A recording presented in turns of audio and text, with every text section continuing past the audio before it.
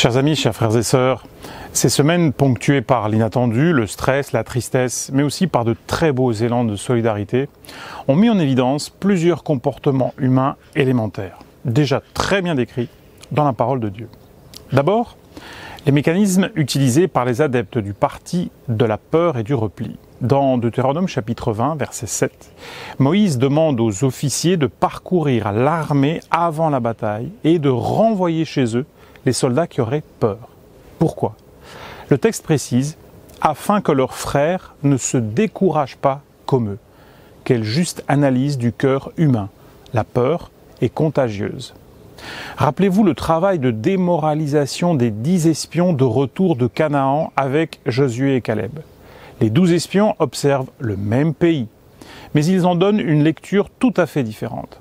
De retour au camp, les 10 sèmeront le doute et la crainte qui mènent le peuple vers l'échec. Relisons au contraire, dans 2 Chroniques 34 et 35, la description de la conduite du roi Josias, homme droit aux yeux de l'Éternel. Après la découverte du livre de la loi perdu, il invite les enfants d'Israël à refaire alliance avec le Seigneur, en faisant appel à leur cœur, leur foi, leur âme, en les engageant avec lui à servir Dieu. Josias encourage son peuple à avoir confiance en la miséricorde du Seigneur. De la même façon, Esdras et Néhémie rassemblent les exilés, non seulement pour reconstruire les murs de Jérusalem, mais pour retrouver l'esprit, la mission, la soif de justice qui les unit. Cela en faisant confiance à la joie de l'Éternel qui est leur force. Néhémie chapitre 8. Enfin, quand Christ, notre Sauveur, s'apprête à quitter ses disciples, il les encourage en leur déclarant avec honnêteté « Vous aurez des tribulations dans le monde, mais prenez courage, j'ai vaincu le monde. » Là encore, sommes-nous les héritiers de cette victoire ou doutons-nous de la validité des promesses de Jésus ? Que cette période ardue, qui n'est d'ailleurs pas encore finie, nous permet de tirer des leçons pour le futur. Voulons-nous nous tourner vers ce qui nous unit, nous encourage, nous missionne, ou vers ce qui nous fragilise, nous divise, nous démotive ? À nous de choisir, avec sagesse et discernement. Rappelons-nous que la confiance et l'espérance aussi sont contagieuses et communicatives. La nouvelle tant attendue est arrivée. Nous sommes autorisés à recommencer nos célébrations, cultes, réunions de prière et rencontres dans nos lieux de culte. Maintenant, il est évident que les normes sanitaires de protection que nous rencontrons partout, au travail, dans les magasins, à l'école, seront à appliquer à nos célébrations.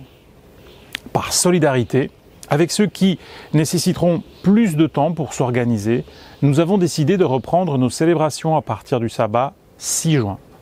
Cela devrait laisser le temps, là où les conditions le permettront, d'appliquer les exigences gouvernementales afin que nos réunions spirituelles se déroulent en toute sécurité.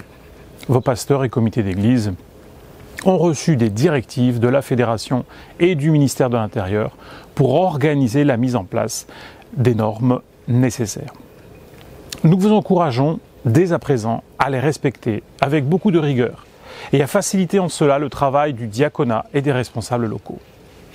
Ces longues semaines de confinement ont généré 2 situations sur lesquelles j'aimerais solennellement appeler votre aptitude à intercéder. D'abord, prions pour ceux qui se sont retrouvés coupés de la vie communautaire.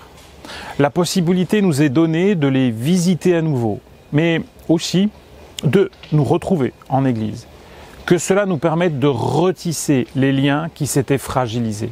Ensuite, prions pour ceux qui se sont rapprochés de nos rencontres virtuelles, des anciens membres, mais aussi des intéressés. Prions là aussi pour que les contacts s'affermissent et se renforcent. Que le Seigneur nous aide à prendre soin les uns des autres, comme membres d'une grande et belle famille spirituelle. Remercions le Seigneur car notre maison de retraite, le Romarin, est toujours préservée du Covid-19. Remercions également l'équipe de direction et le personnel soignant qui ont pris soin de nos anciens de façon exemplaire. Vous avez été nombreux à écouter et à nous remercier pour la courte méditation audio de 2 minutes offerte chaque jour par un pasteur de notre fédération. Ce sont de réels moments de réconfort et d'édification. Je vous invite à les diffuser et à les partager comme le font un certain nombre d'entre vous. Vos retours sont très positifs et très encourageants. Enfin, invoquons ensemble la bénédiction de notre Père céleste par la lecture des paroles de Paul dans la conclusion de sa première lettre aux chrétiens de Corinthe. Veillez, demeurez fermes dans la foi, que tout ce que vous faites se fasse avec amour. Maranatha, que la grâce du Seigneur Jésus soit avec vous. Amen.